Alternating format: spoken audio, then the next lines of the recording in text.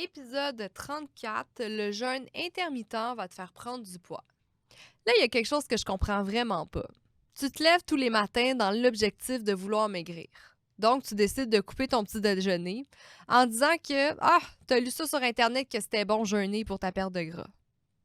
Après, rendu au dîner, t'as même pas eu le temps de manger parce que t'étais débordé au travail, mais finalement, t'es bien contente de ça parce que t'as été capable de faire un 16 heures de jeûne, puis en te disant, de toute façon, tu vas manger en rentrant à la maison. Quand t'arrives chez toi, t'es affamé. Puis t'as réussi de jeûner, par exemple, c'était ton petit win, mais t'as tellement faim que t'es même pas capable d'entendre au souper, fait que tu décides d'ouvrir le garde-manger. Et finalement, quand tu ouvres le garde-manger, tu vides tout sur ton passage. 6 biscuits, 4 bouts de fromage, des biscottes, des fruits, puis là, tu manges tout.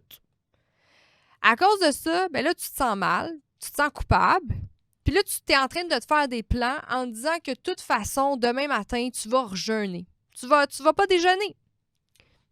Est-ce que tu remarques le cercle vicieux dans lequel tu nages tous les jours?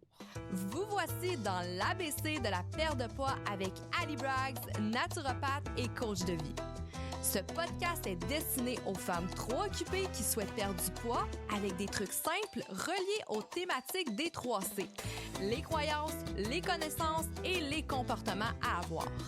Chaque épisode te révélera des astuces simples afin d'arrêter de faire le yo-yo avec la balance et enfin avoir des résultats durables sans acheter des pilules magiques. Let's fucking go, on y va! Salut tout le monde! Ici Ali dans l'ABC de la perte de poids dans l'épisode 34. Et aujourd'hui, on va parler du C, des connaissances. On va parler du jeûne intermittent aujourd'hui.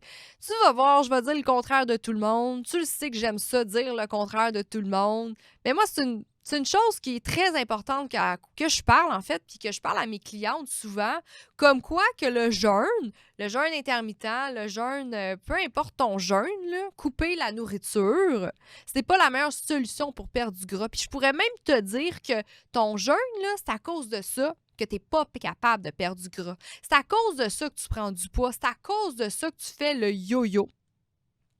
Donc, je vais élaborer aujourd'hui sur ce sujet. Puis oui, bien sûr, là, je sais qu'il y a des études comme quoi qui disent que le jeûne est bon pour la santé, ça a aidé beaucoup de choses, le diabète de type 2, nanana, nanana. C'est tout ça, c'est correct. Mais moi, ça fait environ plus que 10 ans que je suis rendue coach et je vois des comportements chez mes clientes en lien avec le jeûne, comme quoi que en fait, le jeûne, ça a les désavantages. Puis c'est ça que je veux t'expliquer aujourd'hui. Puis je veux que tu arrêtes. Je veux que tu arrêtes de couper tes calories comme ça. Je veux que tu arrêtes de penser que tu dois couper, que tu dois arrêter de manger pour perdre du gras. C'est la pire connerie que tu peux penser. Donc, c'est vraiment mon objectif aujourd'hui, que tu changes d'idée et que tu sois contente le matin de déjeuner, que tu sois contente de manger, que tu n'as pas à te sentir coupable, que c'est pas vrai que tu dois jeûner pour perdre du gras. Puis là, je te comprends parce que c'est un peu logique dans ta tête, là. Tu te dis, ben là, si je coupe ma nourriture, ben jeûner, en fait, c'est ça qui fait que je suis en déficit calorique, puis c'est ça, en fait, que je perds du gras.